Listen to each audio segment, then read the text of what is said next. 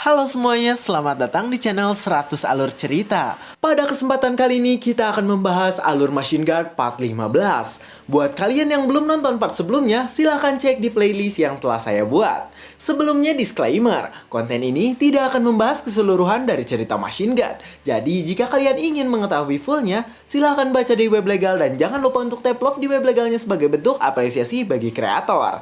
Oke, tanpa berbasa-basi lagi, mari kita mulai ke pembahasannya.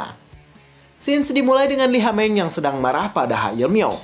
Di sana ia bertanya padanya tentang bagaimana Ha Il-myung bisa menggunakan teknik tersebut.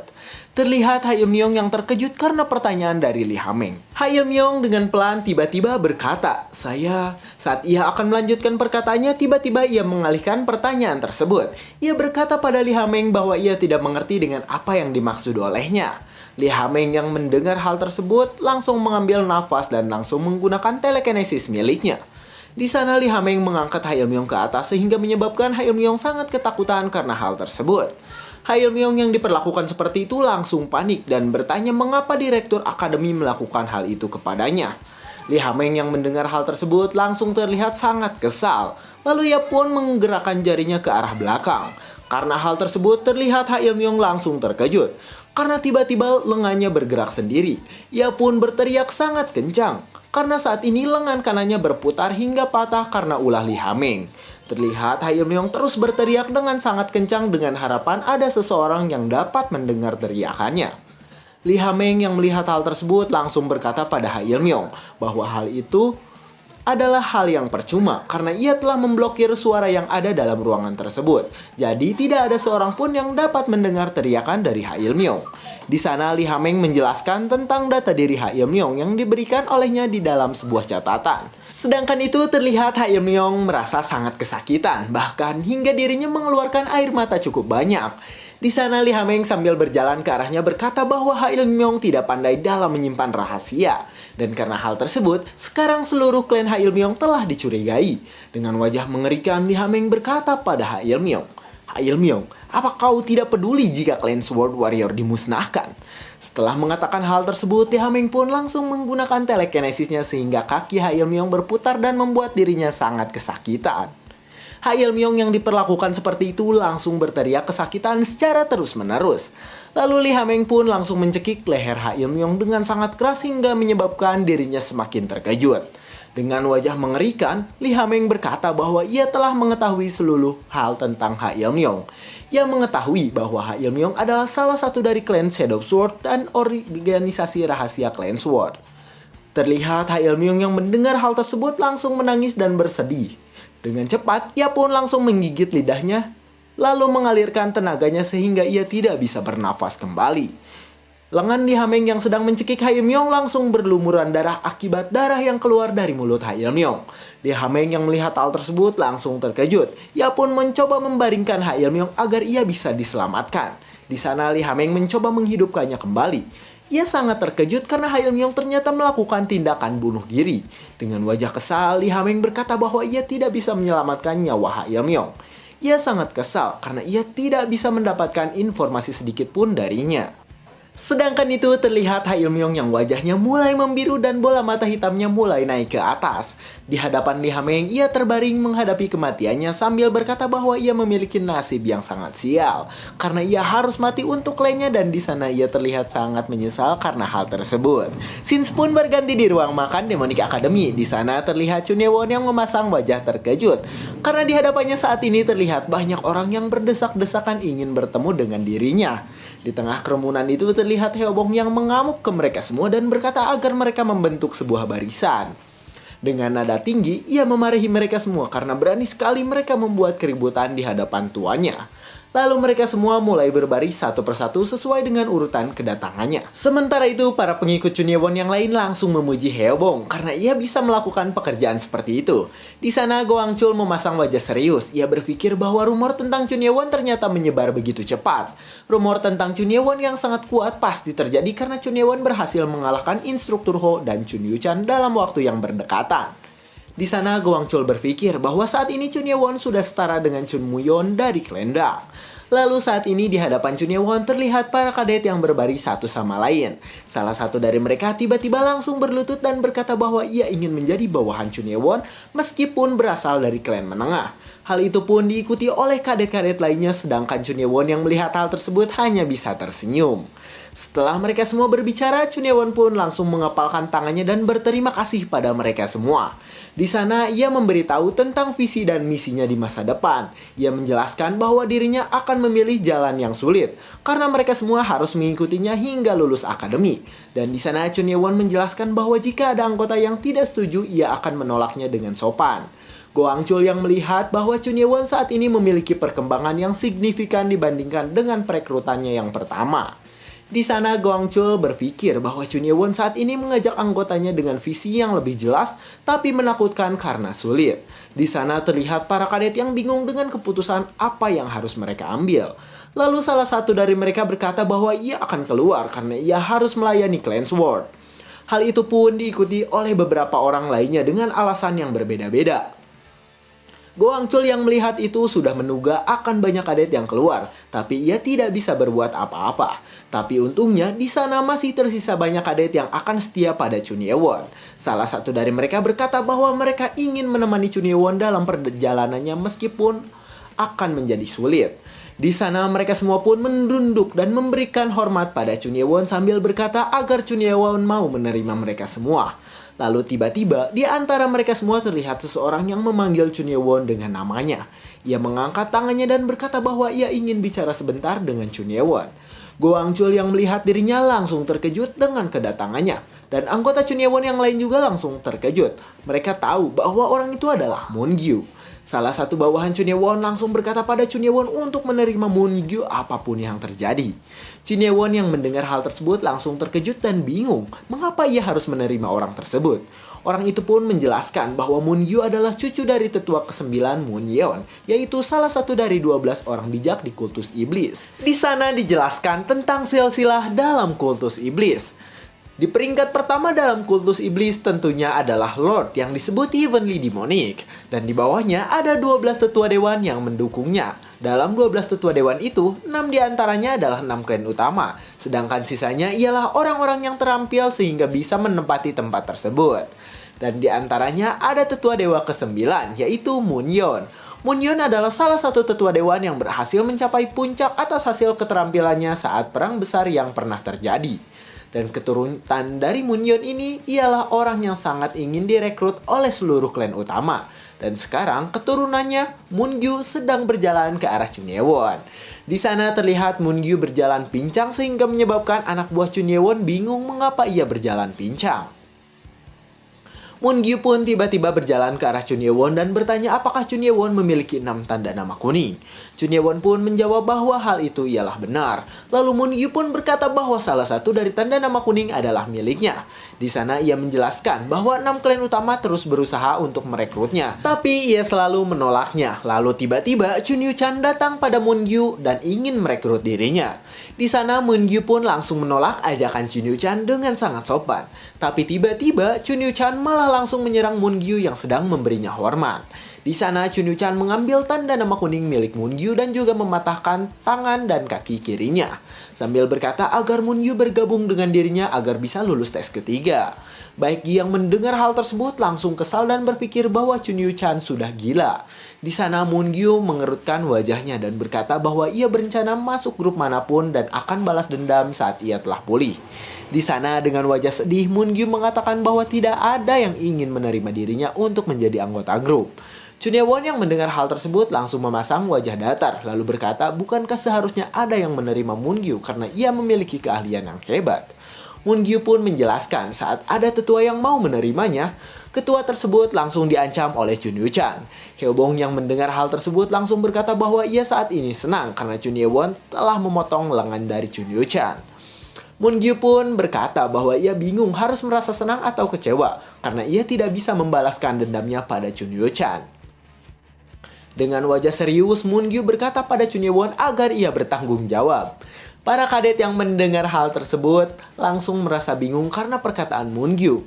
Mereka memikirkan bahwa pertanggungjawaban ialah pertanggungjawaban dari wanita yang hamil karena pacarnya. Di sana Moon-gyu pun langsung berlutut dan meminta maaf dengan apa yang telah ia katakan karena ia merasa tertekan. Lalu ia pun meminta agar Chun Ye-won mau menerimanya meskipun lengan dan kakinya sedang patah saat ini. Chun Ye-won pun bertanya padanya apakah Moon-gyu akan bergabung dalam perjalanannya. Di sana Moon-gyu terlihat bingung karena ia teringat perkataan dari tetua ke-9.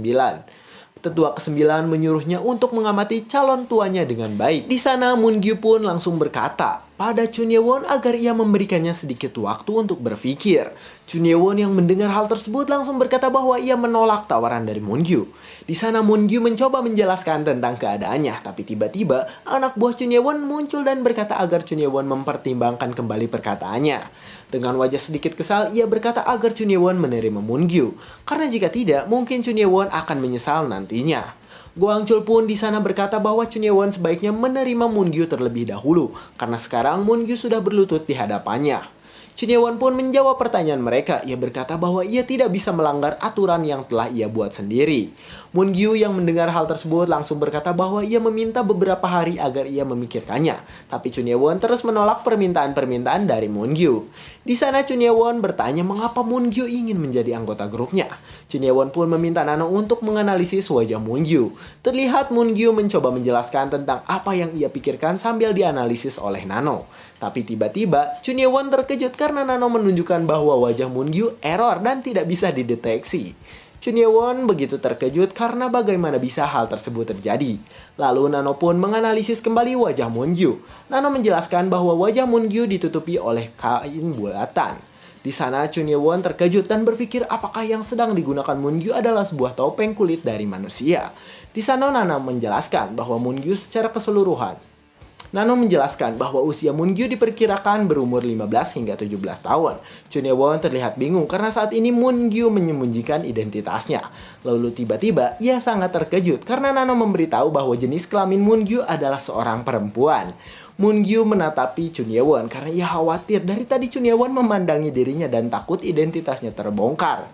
Chun Ye-won pun dengan wajah polos berkata ke arah Moon-gyu bahwa ia adalah seorang gadis. Moon-gyu yang mendengar hal tersebut langsung terkejut. Lalu ia pun dengan cepat berkata bahwa ia akan menjadi pengikut setia dari Chun Ye-won dan tidak perlu berpikir panjang lagi. Para bawahan Chun Ye-won terlihat bingung karena Moon-gyu tiba-tiba bersikap sangat aneh. Lalu Moon-gyu pun bertelepati dan berkata agar Chun Ye-won tidak membicarakan hal yang tadi dan ia ingin berbicara empat mata dengannya nanti. Chun Ye-won pun langsung berkata bahwa ia menerima Moon-gyu sebagai salah satu dari anggota grupnya saat ini. Mereka semua pun saling berbincang satu sama lain, sedangkan Chun Ye-won memandangi mereka dan berpikir bahwa saat ini grup miliknya bertambah besar dan ia perlu mengatur ulang grupnya agar semakin baik lagi. Di sana ia pun menjelaskan bahwa saat ini ia memiliki grup dengan 53 anggota dan dirinya telah memilih beberapa orang sebagai pemimpin grupnya. Di sana terlihat Go Hang-chul, Baekgi, Ho Sang-hwa, Ja Woo-min, dan Gayeol dari pemimpin grup sebelumnya. Dengan 5 orang itu, Chun Ye-won memimpin faksi terbesar di akademi saat ini. Lalu pada malam hari di belakang fasilitas pelatihan akademi, terlihat Chun Ye-won sedang bersama dengan Moon-gyu. Di sana Chun Ye-won terkejut karena Moon-gyu berkata bahwa wajahnya saat ini adalah wajah milik saudara kembarnya.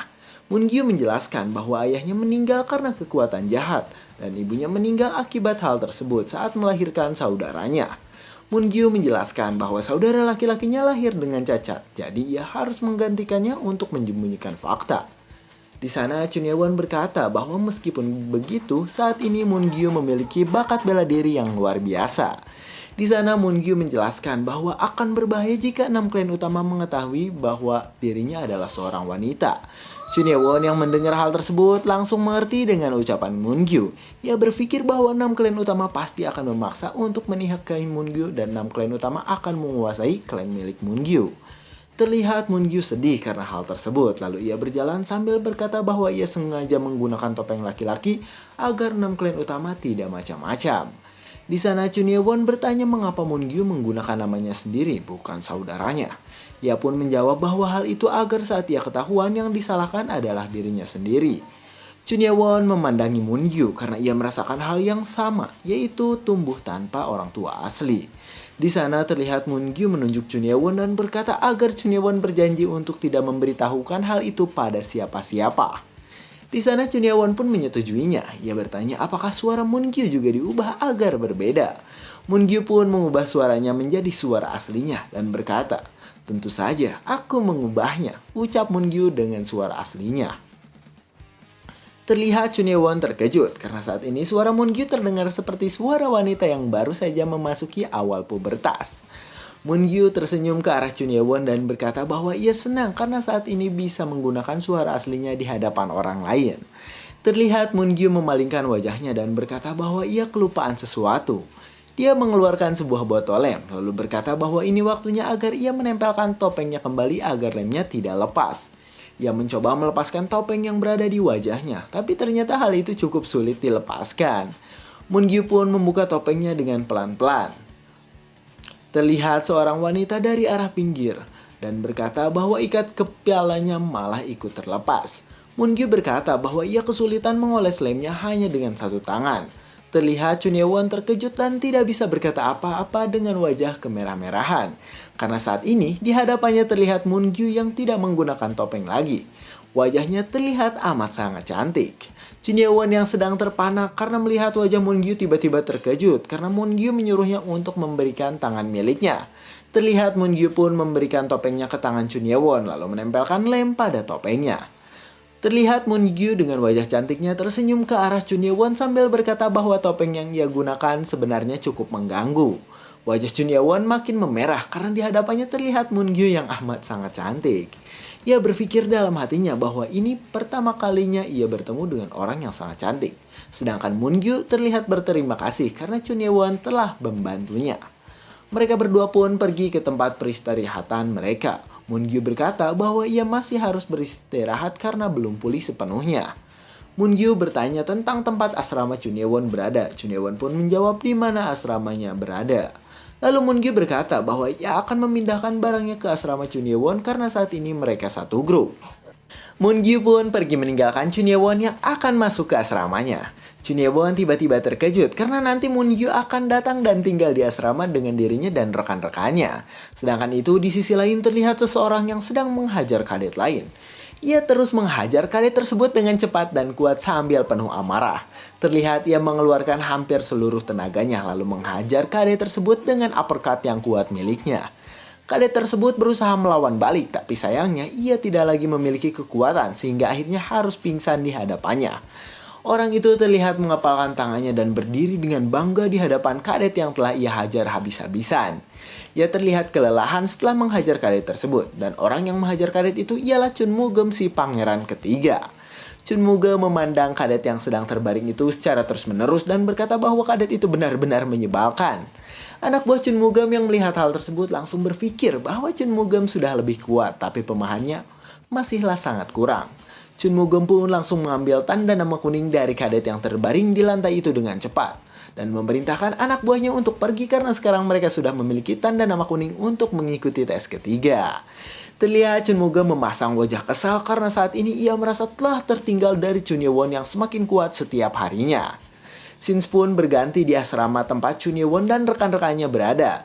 Terlihat Moon-gyu yang rebahan di kasurnya dan menyambut kedatangan Chun Ye-won. Terlihat Chun Ye-won dan bawahannya datang setelah berlatih bersama di luar selama beberapa jam. Chun Ye-won yang melihat hal tersebut langsung berpikir bahwa keadaan ini sangatlah gawat. Karena saat ini ada Moon-gyu yang seorang perempuan. Lalu tiba-tiba saja terlihat Hyo-bong yang membuka bajunya dan Chun Ye-won yang melihat hal tersebut langsung terkejut. Ia telah menduga hal tersebut. Terlihat Hyo-bong bolak-balik di hadapan Moon-gyu yang sedang rebahan. Ia bolak-balik di hadapan Moon-gyu sambil melepaskan pakainya. Chun Ye-won yang melihat hal tersebut langsung meminta maaf dalam hatinya pada Hyo-bong karena ia tidak bisa menyelamatkan harga dirinya. Terlihat para anak buah Chun Ye-won yang lainnya pun melepaskannya. Mereka semua dan berkata agar mereka buru-buru mandi. Chun Ye-won bertanya pada Moon-gyu apakah ia baik-baik saja. Moon-gyu pun menjawab bahwa ia sudah terbiasa dengan situasi tersebut. Terlihat Moon-gyu pun berkata agar Chun Ye-won juga ikut mandi bersama dengan rekan-rekannya yang lain. Chun Ye-won pun melihat ke arah Moon-gyu yang sekarang wajahnya memerah. Terlihat Nano memberitahu Chun Ye-won bahwa suhu tubuh Moon-gyu meningkat pesat.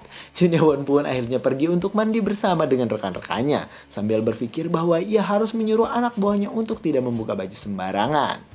Lalu keesokan harinya, terlihat Chun Ye-won dan anggotanya datang ke gedung utama untuk melaporkan kepemilikan tanda nama kuning mereka.